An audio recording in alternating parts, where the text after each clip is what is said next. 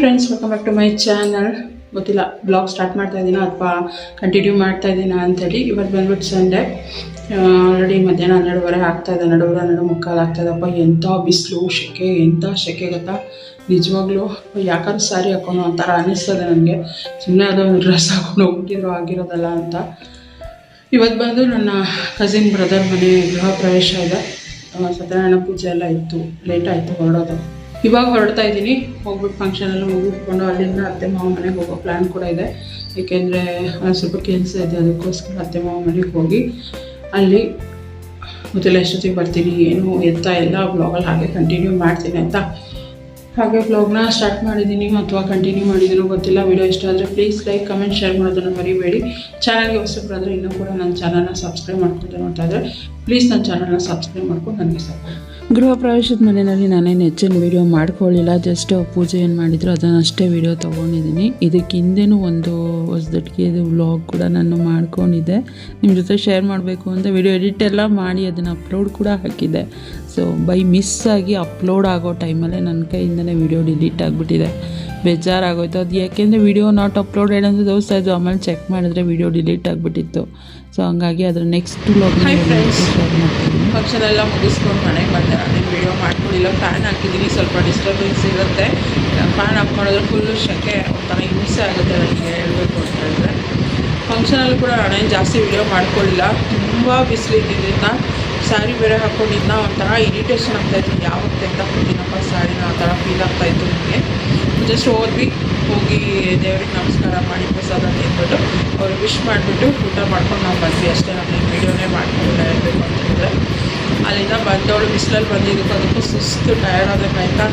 ಸ್ವಲ್ಪ ಹೊತ್ತು ಸ್ಯಾರಿ ಎಲ್ಲ ಚೇಂಜ್ ಮಾಡಿ ರೆಸ್ಟ್ ಮಾಡಿ ಇದ್ಬಿಟ್ಟು ಇವಾಗ ಬ್ಯಾಂಗಲ್ಸ್ ಎಲ್ಲ ಎತ್ತಿರೋಣ. ಮತ್ತು ಅಲ್ಲೂ ಕೂಡ ಎಲ್ಲ ಹಾಗಾಗಿ ಬಿಟ್ಬಿಟ್ಟು ಹೋಗ್ಬಿಟ್ಟಿದೆ ರೆಡಿಯಾಗೋ ಇದರಲ್ಲಿ. ಸೊ ಅದನ್ನೆಲ್ಲ ಎತ್ತಿರೋಣ ಅಂತೇಳಿ ಬಂದೆ. ಹಾಗೆ ಲಿಪ್ಸ್ಟಿಕ್ ಬಗ್ಗೆ ನಾನೊಂದು ಶಾರ್ಟ್ಸ್ ವೀಡಿಯೋ ಮಾಡ್ಕೊಂಡಿದ್ದೀನಿ. ಹಾಗೆ ಬ್ಲಾಗಲ್ಲೂ ಕೂಡ ಅದನ್ನು ಶೇರ್ ಮಾಡೋದೆ. ಸೊ ಇನ್ಸ್ಟಾಗ್ರಾಮಲ್ಲಿ ಇವಾಗ ಟ್ರೆಂಡಿಂಗಲ್ಲಿ ಇರೋದೇ ಬಂದು ಸ್ಟೇಜ್ ಲಿಪ್ಸ್ಟಿಕ್. ಸೊ ನಾನು ಕೂಡ ತರಿಸೋಣ, ನೋಡೋಣ ಹೇಗಿರುತ್ತೆ ಅಂತ ಹೇಳ್ಬಿಟ್ಟು ತರಿಸಿದ್ನ.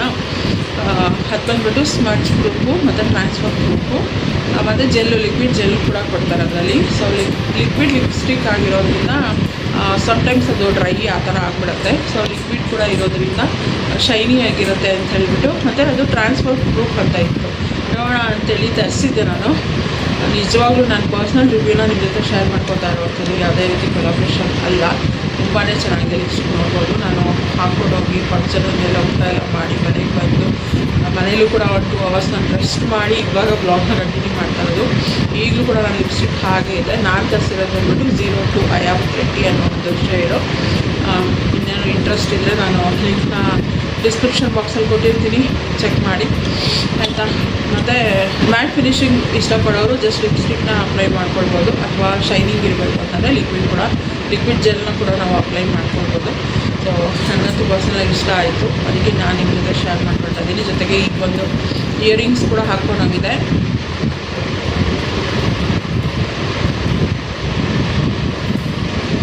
ಸೊ ಇದು ಬಂದ್ಬಿಟ್ಟು ನನ್ನ ಗೋಲ್ಡ್ ಇಯರಿಂಗ್. ನನ್ನ ಮದುವೆಯಲ್ಲಿ ನನ್ನ ಹಸ್ಬೆಂಡ್ ಮನೆ ಕಡೆಯಿಂದ ಕೊಟ್ಟಿದ್ದಂಥದ್ದು. ತುಂಬ ದಿನ ಆಯಿತು ಹಾಕ್ಕೊಳ್ಳೋಣ ಅಂತ ಹೇಳ್ಬಿಟ್ಟು ಇವತ್ತು ಹಾಕ್ಕೊಂಡಿದ್ದ.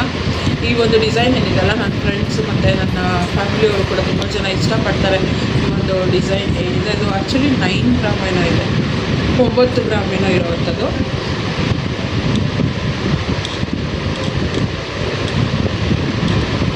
ಮತ್ತು ಏನು ಹ್ಯಾಂಗಿಂಗ್ ಥರ ಇದೆಯಲ್ಲ ಅದು ಫ್ಲೆಕ್ಸಿಬಲ್ ಆಗಿದೆ. ಅಂದರೆ ಹೆಂಗೆ ಬೇಕಾದರೂ ಅದು ಇದಾಗುತ್ತೆ, ಒಂಥರ ಸ್ಟಿಫಾಗಿ ಕೂತ್ಕೊಳ್ಳಲ್ಲ. ಫ್ಲೆಕ್ಸಿಬಲ್ ಆಗಿರೋದ್ರಿಂದ ಡಿಸೈನ್ ತುಂಬಾ ಚೆನ್ನಾಗಿದೆ. ಪರ್ಲು ಮತ್ತು ರೆಡ್ ಸ್ಟೋನ್ ಇರೋವಂಥದ್ದು. ಸೊ ನನಗೂ ಕೂಡ ತುಂಬಾ ಇಷ್ಟ ಇವತ್ತು ಇಯರಿಂಗ್ಸ್. ಅದಕ್ಕೆ ತುಂಬ ದಿನ ಈ ಥರ ಇವತ್ತು ವೇರ್ ಮಾಡೋಣ ಅಂತೇಳಿ ಮಾಡ್ಕೊಂಡಿದ್ದೆ. ನನ್ನ ಫೇಸ್ಗೂ ಕೂಡ ಚೆನ್ನಾಗಿ ಕಾಣುತ್ತೆ, ಏಕೆಂದರೆ ನನಗೆ ದೊಡ್ಡ ಇಯರಿಂಗ್ಸ್ ತುಂಬ ಚೆನ್ನಾಗಿ ಕಾಣುತ್ತೆ.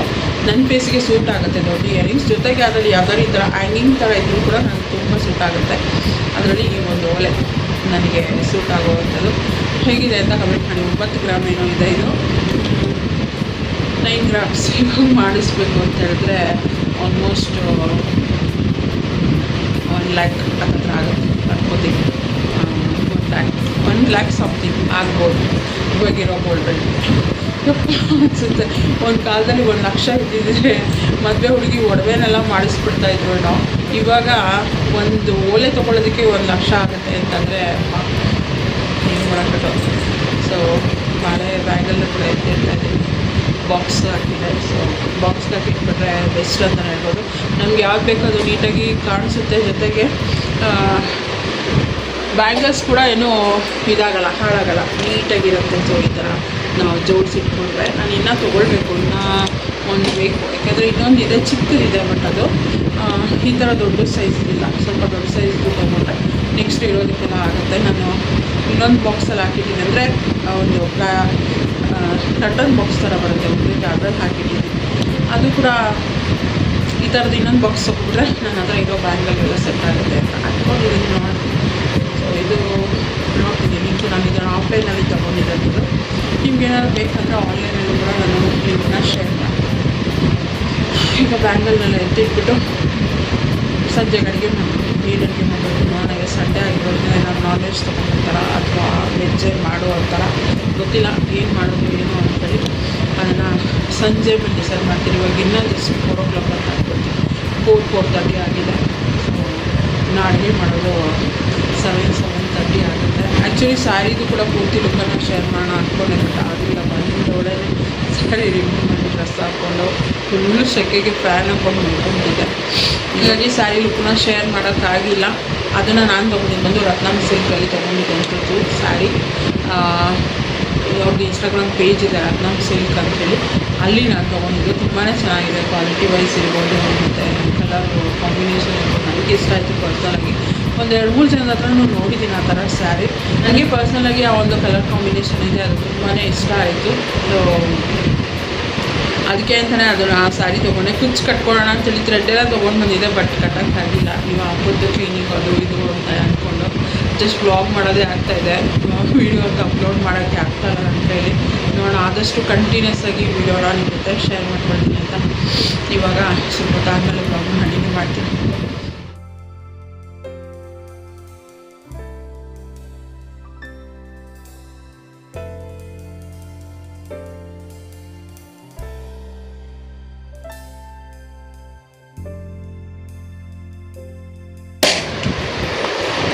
ಸೊ ಇದು ಬಂದ್ಬಿಟ್ಟು ನನ್ನ ಮದುವೆ ಬಳೆಗಳು, ಮದುವೆನಲ್ಲಿ ತೊಡಿಸಿದ ಬಳೆಗಳು ಎಲ್ಲ ಆಗಿ ಇದಿಷ್ಟು ಉಳ್ಕೊಂಡಿತ್ತು, ಅದನ್ನು ಹಂಗೆ ಇಟ್ಕೊಂಡಿದ್ದೀನಿ.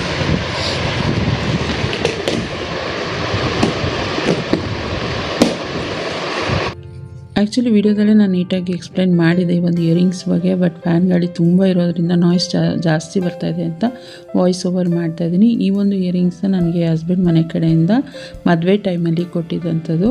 ಸೊ ಆವಾಗ 9 ಗ್ರಾಮ್ ಸಮಥಿಂಗ್ ಏನೋ ಇದೆ ಅಂತ ನಮ್ಮ ಅತ್ತೆ ಹೇಳಿದರು. ನನಗೆ ಪರ್ಸ್ನಲಾಗಿ ಕನೆಕ್ಟ್ ಆಗಿರುವಂಥ ಇಯರಿಂಗ್ಸ್. ಇದು ಬಂದು ಡಿಸೈನ್ ಬಂದು ಪರ್ಲ್ ಮತ್ತು ರೆಡ್ ಸ್ಟೋನಲ್ಲಿದೆ.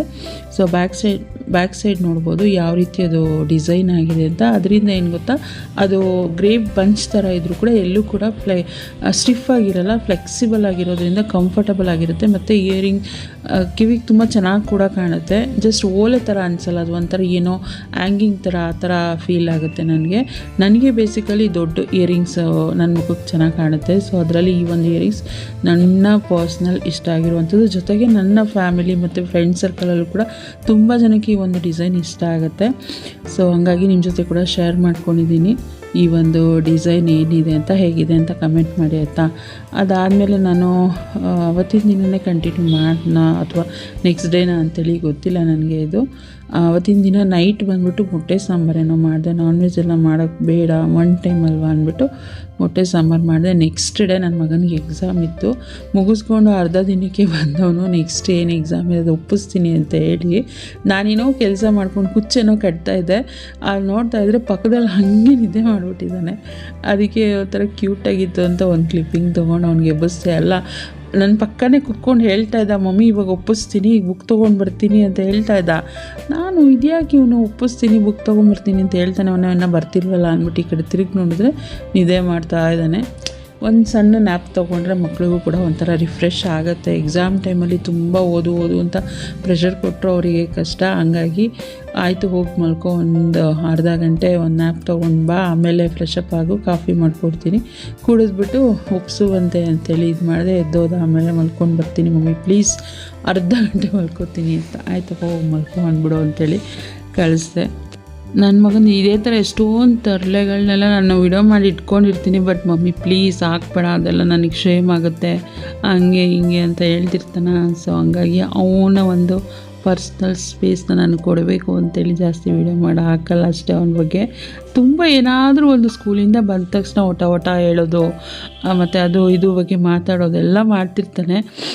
ಚೆನ್ನಾಗಿರುತ್ತೆ, ಒಂಥರ ಕ್ಯೂಟಾಗಿ ವೀಡಿಯೋ ಮಾಡ್ಕೊಳ್ತೀನಿ ಕೊಡೋ ಅಂದರೆ, ಮಮ್ಮಿ ಬೇಡ ಪ್ಲೀಸ್ ಇದೆಲ್ಲ ಹಾಕ್ಬೇಡ ಯೂಟ್ಯೂಬಲ್ಲಿ ಹಾಗೆ ಹೀಗೆ ಅಂತಾನೆ. ಸೊ ಹಂಗಾಗಿ ನಾನೇನು ಜಾಸ್ತಿ ಅದ್ರ ಬಗ್ಗೆ ಎಲ್ಲ ಶೇರ್ ಮಾಡ್ಕೊಳಕ್ಕೆ ಹೋಗಲ್ಲ.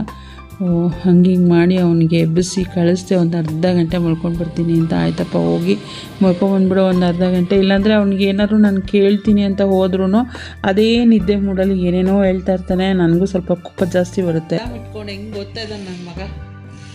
ಸೂಪರ್ ಅಲ್ಲ, ಸೂಪರ್ ಅಲ್ಲ. ನಾಳೆಯಿಂದ ಹ್ಞೂ ಇನ್ನೂ ಒಂದು ವಾರ ಐತಿ. ಹಾಂ, ಒಂದು ವಾರಕ್ಕೆ ಮುಗ್ದೋಗಿರುತ್ತೆ ಫ್ರೆಂಡ್ಸ್. ಹೌದು ಫ್ರೆಂಡ್ಸ್, ಇಲ್ಲ ಇವನಿಗೆ ಜೂನ್ವರೆಗೂ ಎಕ್ಸಾಮ್ ಮಾಡ್ತಾನೆ ಇರ್ತಾರೆ ಅಲ್ವಾ? ಎಕ್ಸಾಮೇ ಬೇಡವಾ? ಬಿಡು, ಹೋಗ್ಬೇಡ ಬಿಡು ಹಂಗಾರೆ ಎಕ್ಸಾಮ್ಗೆ.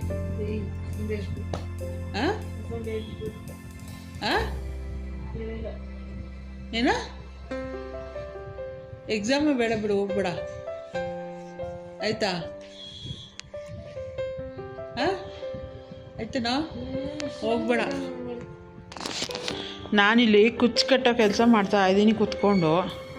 ನನ್ನ ಮಗ ಬುಕ್ ಎತ್ಕೊಬರ್ತಾನೆ, ಒಪ್ಪಿಸ್ತಾನೆ ಅಂತ ಕಾಯ್ತಾ ಇದ್ರೆ ಈ ಕೆಲಸ ಮಾಡ್ತಾ ಇದ್ದಾನೆ ನನ್ನ ಮಗ. ಅಲ್ಲಪ್ಪ, go man, where bring book. ಅದು ಕಂಪ್ಲೀಟ್ ಆಗೋವರೆಗೂ ನೀನು ವೆಯ್ಟ್ ಮಾಡ್ತಾ ಇದ್ರೆ ಇವತ್ತೆಲ್ಲ ಆಗುತ್ತೆ. ಇದು ಇನ್ನೂ ಒಂದು ಸ್ಟೆಪ್ ಬರುತ್ತೆ. ಇದಕ್ಕೆ ಇನ್ನೂ ಒಂದು ಸ್ಟೆಪ್ ಬಂದು ಅಡುಗೆ ಮಾಡಿ ನಾನು ಪೂಜೆ ಮಾಡಿ ಇದು ಎಂಟಾಗಬೇಕು ಅಂದರೆ ಇನ್ನೂ ಒಂದು ಸ್ಟೆಪ್ ಬರುತ್ತೆ ನನಗೆ. ಸೊ ಅವನಿಗೂ ಕೂಡ ಆಗ ಓದೋಕೆ ಮೂಡಿರಲಿಲ್ಲ.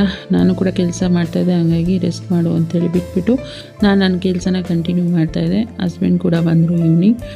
ಬಂದಾಗ ಅಲ್ಲಿಂದ ಬರ್ತಾ ಅತ್ತೆ ಮನೆಯಿಂದ ಈ ಒಂದು ದುಂಡು ಮಲ್ಲಿಗೆ ಹೂವನ್ನು ಕೂಡ ತೊಗೊಂಡು ಬಂದಿದ್ರು. ಕಟ್ಬಿಟ್ಟು ದೇವರಿಗಾದರೂ ಮುಡಿಸ್ಬೋದು ಅಥವಾ ನಾವಾದರೂ ಮುಡ್ಕೊಳ್ಬೋದು ಅಂತ. ಇನ್ನು ಒಂದೆರಡು ದಾಸವಾಳ ಕೂಡ ಕೊಟ್ಟು ಕಳಿಸಿದ್ರು. ನನಗೆ ಇಷ್ಟ ಆಯಿತು ಆ ಒಂದು ಕಲರ್ ಇದ್ದಿದ್ದೆಲ್ಲ, ಒಂಥರ ಪೀಚ್ ಕಲರ್ ದಾಸವಾಳ, ಅದು ಕೂಡ ಇಷ್ಟ ಆಯಿತು. ಅದೊಂದೆರಡು ಕಡ್ಡಿ ಕಟ್ ಮಾಡಿಸ್ಬಿಟ್ಟು ಗಿಡಕ್ಕೆ ಅಂದರೆ ಗಿಡ ಹಾಕಬೇಕು ಅಂತೇಳಿ ಅಂದ್ಕೊಂಡೆ. ಚೆನ್ನಾಗಿದೆ ಕಲರ್, ನನಗೆ ಇಷ್ಟ ಆಯಿತು. ವೈಟಿಗಿಂತ ನನಗೆ ಆ ಒಂದು ಕಲರ್ ತುಂಬ ಇಷ್ಟ ಆಯಿತು. ಇನ್ನು ಸ್ಕೂಲಿಂದ ಆಲ್ ಟಿಕೆಟ್ ಎಲ್ಲ ಕೊಟ್ಟು ಕಳಿಸಿದ್ರೆ ಅದನ್ನು ದೇವ್ರ ಮುಂದೆ ಇಟ್ಟು ಪೂಜೆ ಮಾಡಿಬಿಟ್ಟು ಆಮೇಲೆ ಅತ್ತೆ ಕೊಟ್ಟು ಕಳಿಸಿದ್ದು ಹೂವು ಎಲ್ಲ ಇಟ್ಟು ಪೂಜೆ ಎಲ್ಲ ಮಾಡಿದೆ. ಮಲ್ಲಿಗೆ ಹೂವು ಮಾತ್ರ ಕಟ್ಟಿರಲಿಲ್ಲ, ನೆಕ್ಸ್ಟ್ ಡೇ ಕಟ್ಬಿಟ್ಟು ಮುಡ್ಸೋಣ ಅಂದ್ಬಿಟ್ಟು ಸುಮ್ಮನೆ ಅದೇ. ನಾವೆಲ್ಲ ಆಗಿನ ಟೈಮ್ ನಾವು ಎಕ್ಸಾಮ್ ಬರೆಯೋ ಟೈಮಲ್ಲಿ ಆ ಟಿಕೆಟ್ ಬಂದ ತಕ್ಷಣ ದೇವ್ರ ಮುಂದೆ ಇಟ್ಟು ಕೈ ಮುಗಿದು ಒಳ್ಳೇದು ಮಾಡಪ್ಪ. ನಮ್ಮ ಎಫರ್ಟ್ ಇದ್ದೇ ಇರುತ್ತೆ, ಆದರೂ ಕೂಡ ಒಂದು ದೇವರ ಆಶೀರ್ವಾದ ಅಥವಾ ಹಿರಿಯರ ಆಶೀರ್ವಾದ ಏನಿದೆ ಅದು ಇರಲೇಬೇಕು. ಸೊ ನಾವು ಹಂಗಂದ್ಬಿಟ್ಟು ದೇವರ ಆಶೀರ್ವಾದ ಮಾಡ್ತಾರೆ ಅಂತ ನಾವು ಎಫರ್ಟ್ ಹಾಕದೆ ಕೂಡ ಇರೋಕ್ಕಾಗಲ್ಲ. ನಮ್ಮ ಎಫರ್ಟ್ ಕೂಡ ಇರಬೇಕು. ಅದ್ರ ಜೊತೆಗೆ ಆ ಒಂದು ಪಾಸಿಟಿವಿಟಿ ಏನಿದೆ ದೇವ್ರ ಕಡೆಯಿಂದ ಬರೋದು ಅದು ಕೂಡ ನಮಗೆ ಬರಲೇಬೇಕು. ಸೊ ಅದನ್ನು ಈಗಿಂದನೇ ನಮ್ಮ ಮಕ್ಕಳಿಗೆ ನಾವು ಹೇಳ್ಕೊಡ್ತಾ ಹೋದರೆ ನಾವು ಹೇಗೆ ಬೆಳೆದು ಬಂದ್ವಿ ಅದೇ ಥರ ನಮ್ಮ ಮಕ್ಕಳು ಕೂಡ ಸ್ವಲ್ಪ ಭಯಭಕ್ತಿಯಿಂದ ಬೆಳೀತಾರೆ ಅನ್ನೋದು ನನ್ನ ಒಂದು ನಂಬಿಕೆ. ಹಂಗಾಗಿ ಅಲ್ಲಿಟ್ಟು ಪೂಜೆ ಕೂಡ ಮಾಡಿಸ್ದೆ, ಅವನ ಕೈಲೂ ಮಾಡಿಸ್ದೆ, ನಾನು ಕೂಡ ಮಾಡಿದೆ. Which sound does the Skylark sing? Which sound does the Skylark sing? What sound does the... For whom does the Skylark sing? ಗೊತ್ತಿಲ್ಲ. ನೀನು ಬರ್ದಿರೋದೇ ಅಲ್ಲ, ನೀನು ಬರ್ದಿರೋದು what sound does the huntsman make. ಅದು the hunter's horn. Hunter's horn. Next ಬರ್ದಿರೋದು which sound does the far home does it Skylark sing, the school boy. ಅಲ್ಲಿ ಇಲ್ವೇ ಇಲ್ಲ ಅದು. ಅಯ್ಯೋ ಎಲ್ಲ ಮ್ಯಾಮ್ ಮೇಲೆ ಹಾಕ್ಬಿಡು, ಇಲ್ಲ ನನ್ನ ಮೇಲೆ ಹಾಕ್ಬಿಡು, ನಿಂದೇನೂ ತಪ್ಪಿಲ್ಲ ಅಲ್ವಾ? ಅಲ್ವಪ್ಪ? What kind of company does the boy find in the morning? Sweet company. But How does the boy feel about going to school in summer morning? Joyless. What happens to his joy when he goes to school? All joy disappears. His joy, Okay. all joy alla. His joy disappears. What type of eye watches Cruel over eye. the? How do the little ones spend their times? Sighing and dismay. What emotion fills the stanza? ಸೋಲು. ಇದರ ನಂಗೆ long answer ಕೇಳು ಅವಾಗ ತೆಗಿ. Okay, ನೀನು ಆ ಆ ಆ ಅಂತ ಕೇಳ್ತಿಲ್ಲ, ಅದನ್ನ ಕೇಳ್ತೀನಿ. ಅವೆಲ್ಲ ಹೇಳಲ್ಲ, ನೀಟಾಗಿ ಹೇಳ್ತೀನಿ. ಇದು ಓದ್ತೀಯಾ, ರಿವೈಸ್ ಮಾಡ್ತೀಯಾ, ಹಂಗೆ ಒಪ್ಪಿಸ್ತೀಯಾ? ಅದು ಸಮೇತ ದಿನ ಕೇಳಿ ಕ್ಲೀನಾಗಿ ರಿವೈಸ್ ಮಾಡಿದ್ದೇವೆ. ನೀ ಎದ್ದು ಕೂತ್ಕೊ, ನೀನು ಹಿಂಗೆ ಒದ್ಲಾಡ್ತಾನೆ, ದನ ಒದ್ಲಾಡ್ದಂಗೆ. ಹಂದಿ ಹಿಂಗೆ ಮೋರಿ ಒಳಗಡೆ ಒದ್ಲಾಡೋದು. ನೀನು ಯಾವಾಗ ನೋಡಿದ್ದೆ? ನಾವು ಅವಾಗ ತುಂಬ ನೋಡ್ತಾ ಇದ್ವಿ, ರೋಡಲ್ಲೆಲ್ಲ ಸಿಗೋದು ಹಂದಿ. ರೋಡಲ್ಲಿ ಸಿಗೋದು ಫಾರೆಸ್ಟ್, ನಾನು ಕಾಡಂದಿ. ನಾನು ಕಾಡಂದಿನ ನೀನೇ ಹೇಳ್ಕೊತಾ ಇದೀಯ. ಕಾಡಂದಿ ನಾನು ಮತ್ತೆ ವರಾಹ ಸ್ವಾಮಿ ಅದು. ಅದೇ ನಾನೇ. What are the 3 qualities that played a major role in the author's climb? Endurance, persistence and idea. ಸಾಕು ಬಿಡು, ಎಷ್ಟು ಗೀತೀಯ. Why is adventure, which is risky, also pleasurable? Climbing the Mount Everest, is a risky job, and it is a great challenge. Doing a challenging job is itself pleasurable. It gives immense joy to the dose. ಇನ್ನು video ಮಾಡ್ತಾ ಕೂತ್ಕೊಂಡ್ರೆ ನನ್ನ ಮಗ exam ಖಂಡಿತ ಓದೋದೇ ಇಲ್ಲ ಅಂದ್ಬಿಟ್ಟು ಅಲ್ಲಿಗೆ ವೀಡಿಯೋನ ಎಂಡ್ ಮಾಡಿದೆ. ಬಟ್ ಅವನು ಲಾಂಗ್ ಆನ್ಸರ್ ಹೇಳ್ತಾ ಇದ್ನ. ಸೊ ಇದನ್ನು ನಾ ವೀಡಿಯೋ ಮಾಡಮ್ಮ ಅಂದರೆ ಶಾರ್ಟ್ ಆನ್ಸರ್ ಹೇಳಿದ್ನಲ್ಲ, ವೀಡಿಯೋ ಮಾಡ್ತೀಯ ಅಂದ್ಬಿಟ್ಟು ಲಾಂಗ್ ಆನ್ಸರ್ನ ಅವನೇ ಹಿಡ್ಕೊಂಡು ವೀಡಿಯೋ ಮಾಡ್ಕೊಳ್ತಿದ್ದಾನೆ. ಅದಕ್ಕೆ ನಾನು ಹೇಳಿದೆ, ಹಿಂಗೆ ವೀಡಿಯೋ ಓದ್ತಾ ಕೂತ್ಕೊಂಡ್ರೆ ಬೆಳಗ್ಗೆವರೆಗೂ ನೀನಿಬ್ಬರು ಎದ್ದಿರಬೇಕಾಗುತ್ತಪ್ಪ. ಸೊ ಬೇಡ, ಎತ್ತಿಟ್ಬಿಡು, ಮೊಬೈಲೆಲ್ಲ ಪಕ್ಕಕ್ಕೆ, ಅಂದರೆ ಎತ್ತಿಟ್ಬಿಟ್ಟು ಬಂದ್ಬಿಡ್ತೀನಿ ಆ ಕಡೆಗೆ, ನೀನು ಫಸ್ಟು ಓದಿ ಮುಗಿಸ್ಬಿಡು ನನಗೆ ಅಂತೇಳಿ ಅವನ ಕಡೆ ಕಾನ್ಸಂಟ್ರೇಷನ್ ಮಾಡಿದೆ. ಸೊ ಅದಾದಮೇಲೆ ಮತ್ತೆ ನಾನು ವ್ಲಾಗ್ ಮಾಡ್ಕೊಳ್ಳಿಲ್ಲ. ಅವನಿಗೆಲ್ಲ ಓದಿಸಿ ಮತ್ತು ಅಡುಗೆ ಮಾಡಿ ಊಟ ಮಾಡಿ, ಅಡುಗೆ ಆಗಿತ್ತು ಆಲ್ರೆಡಿ, ಊಟ ಮಾಡಿ ಮಲಗೋಷ್ಟು ಲೇಟೇ ಆಯಿತು. ಹಾಗಾಗಿ ಮತ್ತೆ ನನ್ನ ವ್ಲಾಗ್ನ ಕಂಟಿನ್ಯೂ ಮಾಡೋಕ್ಕೆ ಹೋಗಿಲ್ಲ. ಈ ಒಂದು ವ್ಲಾಗ್ನ ನಾನು ಇಲ್ಲಿಗೆ ಎಂಡ್ ಮಾಡ್ತೀನಿ. ವಿಡಿಯೋ ಇಷ್ಟ ಆಗಿದ್ದರೆ ಪ್ಲೀಸ್ ಲೈಕ್, ಕಮೆಂಟ್ ಮಾಡೋದನ್ನು ಮರಿಬೇಡಿ. ಚಾನಲ್ಗೆ ಹೊಸಬ್ರಾದರೆ ಪ್ಲೀಸ್ ನನ್ನ ಚಾನಲ್ನ ಸಬ್ಸ್ಕ್ರೈಬ್ ಮಾಡ್ಕೊಂಡು ನನಗೆ ಸಪೋರ್ಟ್ ಮಾಡಿ. Thanks for watching.